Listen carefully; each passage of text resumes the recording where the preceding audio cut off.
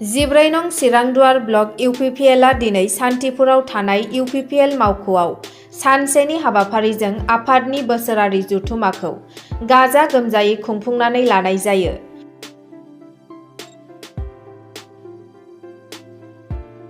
फुंबिलियाव 14 नं चिरांदुवार block UPPL आफादनि फिरफिलाखौ आफादगिरि बिरदाव मुसाहारिया बिरहोखांनायनि उनाव मुस्रि समनाथ सुबिदि शर्मा लेङाइ आफादगिरि बिथाङा मुंख्लंफोरनो बिबार बावो।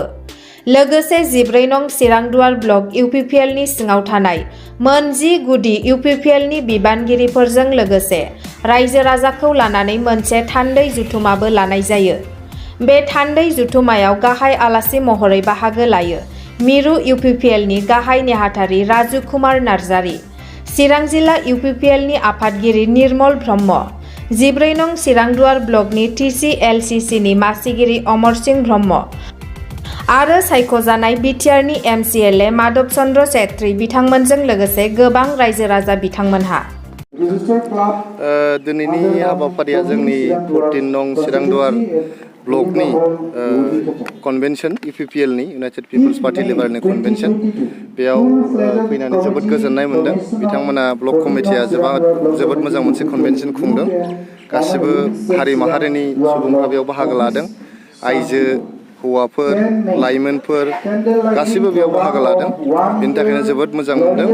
जोंना दा इउपिपिएल हानजाया मिरु कमिटिया मोनसे इन्सट्राक्शन होदों। मोनफ्रोमबो जे ब्लक कमिटि दङ जोंहा गासै 40टा ब्लक कमिटि दं जोंनि बिटिआरनि सिङाव। मोनफ्रोमबो ब्लकआनो कन्वेन्शनफोर एनुवेल कन्वेन्शन बिथांमोना खुंगासिनो दं आरो बे जोंनि इन्टारनेल मिटिं, पाब्लिक मिटिं नङा, जोंनि वार्कारफोरनि मोनसे कन्वेन्शन। बेयावहाय जोंनि हानजाया मा बिथिङाव दावखोदों, मा बिथिङाव मोजां हाबा मावदों आरो मा बिथिङाव दावखोनो हायाखै बेफोरखौहाय मोनसे रिभिउ खालामनानै जोङो माब्रैहाय हानजाखौ गोख्रोंनिफ्राय गोख्रों खालामनो हायो आरो जोंनि जे बिटिआर गभर्नमेन्ट दङ बे बिटिआर गभर्नमेन्टनि जे मोजां मोनसे खुंथाय, बे खुंथायाव जोङो माब्रैहाय हेफाजाब होनो हायो, बाहागो लानो हायो, बेनि थाखाय सावरायनाय जादों। गोबां जोंनि ओनसोलनि रायजो राजाफोरनि सेवा जों बोरै खालामनो हायो, गरिब दुखिया बा गोग्लैसोनाय न'खरफोरखौ जों बोरै हेफाजाब होनो हायो, बेफोरनि सोमोन्दै सावरायनाय जादों। गासैबो जाथि जनगोष्ठीनि गेजेराव जों माबोरै अनलायनाय, मोजां मोनलायनाय, सान्थि, सम्प्रिति बे जिनिसखौ बोरै लाखिनो हायो बेनि सोमोन्दैबो जोङो बेफोर कन्वेन्शनखौ सावरायगासिनो दं। गतिके बेयाव बाहागो लाफैनो मोननानै जोबोद गोजोननाय मोनदों। लोगोसे बे कन्वेन्शनाव जों फैबाय थानाय जे जोंहा एमपि इलेक्शन दङ, जोङो मोननै समस्ति मंगलदै आरो क'क्राझार बे समस्तियावहाय गेलेनो होननानै दा थागथियारि जागासिनो दङ। जोंनि एलायन्स पार्टनारजों सावरायनानै जोंहा जिहेतु बिजेपिजोंहाय एलायन्स दङ आरो फैगोन इलेक्शनखौ जोङो बिजेपिजोंनो एलायन्स जानानै जों गेलेगोन। दा मोननैबो समस्तियावनो जों गोख्रोङै माने बिसायख'थिखौ गेलेनो थाखाय थागथियारि खालामगासिनो दं। मोनसे कुइसन सार, बिटिआर सरकारा आलायारन सिनेमाखौ बिराद खस्थ' खालामनायनि गेजेरजों लाबोनो हाबाय, नाथाय पाब्लिकफ्रा बेखौ दाबो नुनो मोननाय जायाखै। पाब्लिकफ्रा माने नायनो दा बिराद आफसुस जानानै दं। बाहाय पाब्लिकफ्रा सन्देह खालामदों दि इउपिपिएल सरकारा आलायारन सिनेमाखौ लानानै राजखान्थि षड्यन्त्र खालामदों नामा? आलायारन सिनेमाया मोनसे प्रडिउसार मोनसे ग्रुप दङ, बे प्रडिउसार ग्रुपनि कपिराइट दङ बिथांमोना। जों बे प्रडिउसार ग्रुपखौ हेफाजाब खालामदों बे आलायारन सिनेमाखौहाय, जिहेतु बियो मोनसे केसेट फर्माव दंमोन आरो दिनै बे केसेटखौहाय दामनो थाखाय बेबायदि भिसिडि बा भिसिआर बेबायदि जोंनाव गैला, बा फिल्माबो जोंनाव बेबायदि मोजां गैला। गतिके जोङो स्टुडिअ'आव थांनानै बेखौ मुम्बाइआव फोसाबनानै दिनै डिभिडि फर्मेटआव लाबोनो हानाय, सिडि डिभिडि फर्मेटआव लाबोनो हाबाय। लाबोनानै बियो दा प्रडिउसारफोरनि माने कपिराइटनि आन्दारावनो दङ। सरकारहा बेहाय कपिराइट गैया।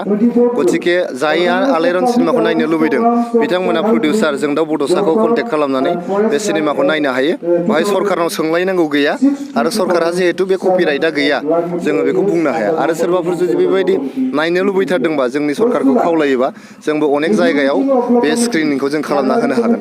फैगौ एमपि इलेक्शननि थाखाय नोंथांमोना बिजाथिखौ थिग खालामबाय? बिजाथिखौथ' दा थिग खालामनाय जाया। इलेक्शननि मास मोननैसो सिगांसो जेब्लानाखि इलेक्शना डिक्लेयार जाबाय होमबासो बिजाथिखौ थिग थाग थियारि खालामो। खिन्थु सिंजों सिं जोंहा बेबायदि गेलेनो हानाय सानै साथाम जायफोर मानसिफोर दङ बेफोरखौहाय माने फोथारावहाय ओंखारनानै खारदिंनो थाखाय अलरेडि माने बुंनाय जाबाय। बेबायदि जोंहा जेबो केन्डिडेट सेलेक्शन दानो जाथ'वा। जाय फिट मानसि, जायखौ रायजोआ लुबैयो, जाय देरहानो हागोन, जायहा विनिं फेक्टर दङ, बिथांखौनो जों बिजाथि होनानै गेलेहोगोन। आङो खौरांगिरि नोंथांमोननिसिम खुलुमनाय जासिबाय। बिटिआरनि गासै सुबुंफोरनिसिमबो आङो खुलुमनाय जासिबाय। आङो दिनैहाय बे जोंनि UPPL दोलोनिफ्राय जे जोंहा UPPL 100 एक्शन पॉइंट बेबादि मोनसे जोंनो सेन्ट्रेल कमिटिनिफ्राय जोंनो बिथोन होदों।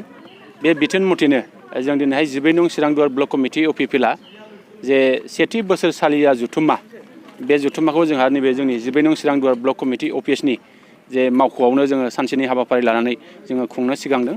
आरो जोंहा फुंबिलिनि हाबाफारि बायदियै जोंहा जोंनि आफादनि बा दोलोनि जे फिरफिला उरायहोनाय बे हाबाफारिया जोबनानै थांबाय। आरो बेजों लोगोसे जोंहा मुंख्लंफोरनिसिम जे बिबार बावनाय बे हाबाफारियाबो जोबनानै थांबाय। आरो जों आसा खालामदों आरो नैबे हाबाफारि जोबनायनि उनावहाय जोंहा मोनसे थान्दै मेल जागोन। आरो बे थान्दै मेल जोबनायनि उनावहाय जों मोनसे गेवलां मेल जा बिनि हाबाफारि जों लानानै दिनैनि बे हाबाफारिखौ जोङो खुंनो सिगांदों। माखासे अपोजिसन पार्टिफ्रा बुंबाय थायो UPPL सरकारा दासिमबो जेबो मावनो हायाखै, बोसोरनै फ्राय थांबाय अब्लाबो जेबो खामानि मावनाय नुवाखै होननानै बुंबाय थायो। माखासे मानसिफ्रा बेनि सायाव मा बुंगोन? बेथ' अपोजिसन दोलोनि सुबुंफ्राथ' बुंखागोनखा जे जोंहा बेखौनो UPPL दोलोनि बिबानगिरि हिसाबै जोङो बेखौनो बुंनांगोन जे जोङो दिनैसिमाव जे फैगौ 20 जानुवारि 2023 मायथाइ सफैब्ला जा 2 बोसोर जोंहा UPPLनि जे सरकार, जे UPPL BJP आरो GSPनि जे सरकार, बे सरकारा जोंहा 2 बोसोर जानो थांगासिनो दङ। आरो जों बे 2 बोसोर सरकार जानाय समावहाय जों दिनैहाय गोबां सोलायनायखौ जों मोनदों होननानै जों बुंनो हायो। दा जोंनि गेजेराव गोबां माखासे फसंथानफोर दिनैहाय गायसन जागासिनो दङ आरो गायसन जानो थाखाय दिनै खामानि मावगासिनो दङ। आरो दिनैहाय जोङो नुदों मैया जोंहा भारतनि नखर मन्त्रि बिथांमोनजोंबो रायज्लायनानै जे बिटिआर गोरोबथायाव थानाय माखासे दफाफोरखौ मावफुंनांगौनि थाखाय दिनैहाय लोगो हमनानै सावरायलायनाय बेखिनि खामानिखौ जों नुदों। आरो जों मिजिं खालामो जोंनि नैबे बिटिआर एकर्डआव थानाय जे गोबां दफाफोरा बियो लासै लासैनो मावफुंजागासिनो दङ। आरो जों मिजिं खालामगोन जे जोङो निस्सय नैबे बिटिआर गोरोबथा जानायनि उनावहाय जोङो निस्सय जोंनि गेजेराव गोजोन थासारि फैबाय, जे जौगानाया फैगासिनो दङ। जोंनि गेजेराव फोथायनाय, जोंनि गेजेराव जे खामानि मावनायनि जे हारिमु बेयो बांगासिनो दङ।